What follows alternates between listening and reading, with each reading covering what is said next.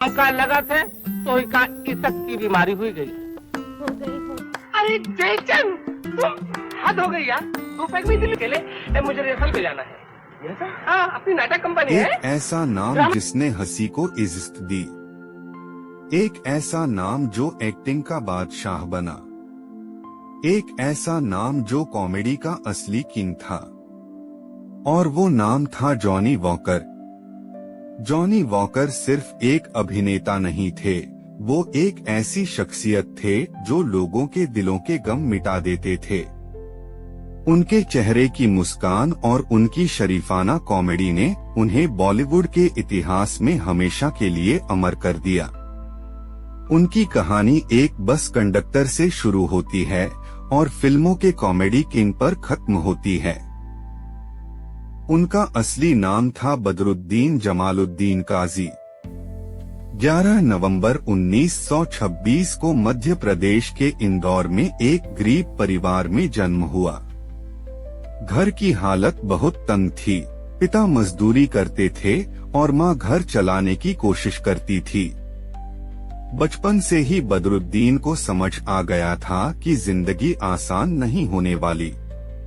पढ़ाई पूरी करने का सपना अधूरा रह गया क्योंकि घर चलाना पढ़ाई से ज्यादा जरूरी था। लेकिन इस छोटे से बच्चे में एक बड़ी आदत थी, लोगों को हंसाना। घर वाले गम में होते तो वो कोई हरकत कर देते और सब मुस्कुरा उठते। मोहल्ले वाले भी कहते, ये लड़का एक दिन बड़ा हंसी का तूफान बनेगा। लेकिन उस वक्त किसे पता था कि ये गरीब बच्चा एक दिन बॉलीवुड की स्क्रीन पर कॉमेडी का बादशाह बनेगा। जवानी में रोजगार की तलाश ने उसे मुंबई पहुंचा दिया। सपनों का शहर, लेकिन यहाँ भी मुश्किलें कम नहीं थीं। जेब खाली, रहने की जगह छोटी, कभी कभी तो खाने तक के लिए पैसे नहीं होते। ऐसे में बदरुद्दीन को नौकरी मिली BEST, Bombay electric supply and transport में बस कंडक्टर की। बस कंडक्टर की नौकरी आसान नहीं थी।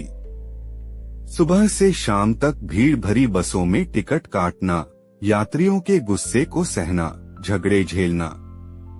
मगर बदरुद्दीन ने इस नौकरी को भी अपने हुनर से अलग बना दिया। वो हर यात्री को हंसाने की कोशिश करता। कोई परेशान होता तो उसकी नकल कर देता, कोई चुप होता तो गाना गाकर मुस्कान ला देता। कई बार शराबी की एक्टिंग करता और पूरी बस ठहाकों से गूंज उठती। धीरे धीरे लोग कहने लगे, अरे कंडक्टर साहब, आपको तो फिल्मों में होना चाहिए। किस्मत को शायद यही मंजूर था। एक दिन उनकी जिंदगी का रुख बदल गया। मशहूर डायरेक्टर गुरु दत्त ने उन्हें देखा। कहते हैं कि गुरु दत्त ने उन्हें बस में यात्रियों को हंसाते देखा था। गुरु दत्त को लगा कि ये शख्स कैमरे के लिए बना है। उन्होंने बदरुद्दीन को अपनी फिल्म बाजी 1951 में एक छोटा सा रोल दिया। रोल छोटा था लेकिन बदरुद्दीन ने धमाल कर दिया। दर्शकों की नजरें उन पर टिक गईं। गुरु दत्त ने मुस्कुराकर कहा, तुम्हारी एक्टिंग का नशा व्हिस्की से कम नहीं है, अब से तुम्हारा नाम होगा जॉनी वॉकर। और इस तरह बदरुद्दीन जमालुद्दीन काजी बन गए जॉनी वॉकर। 1950 और 1960 का दौर उनका गोल्डन पीरियड था। हर डायरेक्टर उन्हें फिल्म में लेना चाहता था। उनकी कॉमेडी का अंदाज सबसे जुदा था।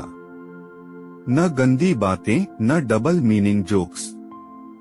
उनकी कॉमेडी शराफत और अदाओं से भरी होती थी। उनकी सबसे यादगार फिल्मों में शामिल हैं मिस्टर एंड मिसेस 55, CID, प्यासा, चोरी चोरी, नया दौर, मधुमती, मेरे महबूब और 14वीं का चांद। हर फिल्म में उनका रोल छोटा होता, लेकिन उनकी एंट्री ही हॉल में हंसी का माहौल बना देती। फिल्म प्यासा में उनका शराबी का रोल आज भी याद किया जाता है। वो किरदार सिर्फ कॉमेडी नहीं था, समाज की सच्चाई भी दिखाता था। गुरु दत्त और जॉनी वॉकर की जोड़ी ने इस फिल्म को अमर कर दिया। फिल्म CID का गाना सर जो तेरा चकराए जॉनी वॉकर के नाम का प्रतीक बन गया। सर जो तेरा चकराए या दिल डूबा जाए, आजा प्यारे मोहम्मद रफी ने उनकी आवाज दी और स्क्रीन पर जॉनी वॉकर ने जो कॉमेडी दिखाई उसने उन्हें अमर कर दिया।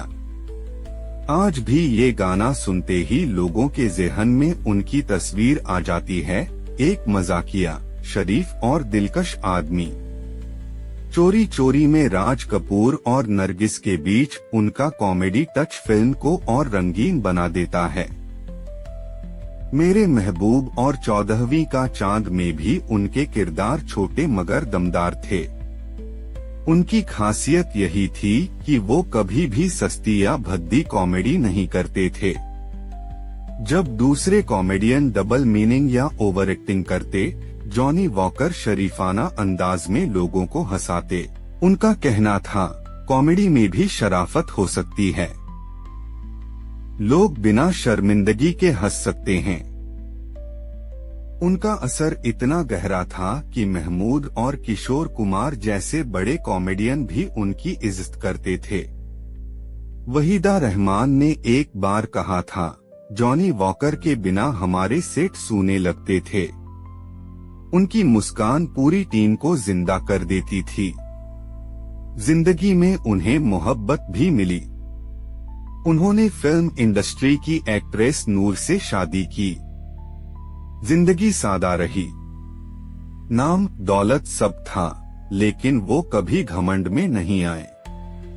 उनके 2 बेटे और 2 बेटियां हुई। घर में एक शरीफ इंसान, बाहर एक कॉमेडी किंग, यही था जॉनी वॉकर का असली रंग। 1970 के बाद बॉलीवुड बदलने लगा, एक्शन और रोमांस हावी हो गए, कॉमेडी का रंग भी बदल गया। ऊंची आवाज, अश्लील मजाक बढ़ने लगे। जॉनी वॉकर के अंदाज को नया दौर पीछे छोड़ने लगा। डायरेक्टर्स ने उन्हें कम रोल देने शुरू कर दिए, लेकिन उन्होंने कभी समझौता नहीं किया। उनका कहना था, मैं ऐसी कॉमेडी नहीं करूंगा जिसमें इंसान शर्मिंदा हो जाए। धीरे धीरे उन्होंने फिल्मों से दूरी बना ली, मगर उनके चाहने वालों के दिलों से उनका नाम कभी नहीं मिटा। हर पीढ़ी ने उन्हें याद किया। उनकी कॉमेडी आज भी सीखने की किताब है। आखिरी दिनों में जॉनी वॉकर बीमारियों से लड़े, लेकिन उनकी रूह हमेशा हंसी और शराफत से भरी रही। 29 जुलाई 2003 को उन्होंने इस दुनिया को अलविदा कहा। मुंबई में उनके जनाजे में फिल्म इंडस्ट्री के बड़े बड़े लोग आए। हर किसी की आंखों में आंसू थे। सबने कहा, कॉमेडी का असली बादशाह चला गया। मगर जॉनी वॉकर की विरासत आज भी जिंदा है। जब भी कॉमेडी की बात होती है, उनका नाम लिया जाता है। हर कॉमेडियन के लिए वो मिसाल हैं। उन्होंने साबित किया कि कॉमेडी गंदी बातों के बिना भी हो सकती है। कॉमेडी इंसानियत की सेवा भी बन सकती है।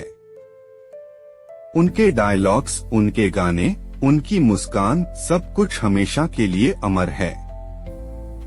जॉनी वॉकर की कहानी एक बस कंडक्टर से बॉलीवुड के किंग बनने तक की कहानी है। ये कहानी हर उस इंसान के लिए उम्मीद है जो गरीबी में सपने देखता है। उन्होंने साबित कर दिया कि हुनर और शराफत के साथ इंसान कुछ भी कर सकता है।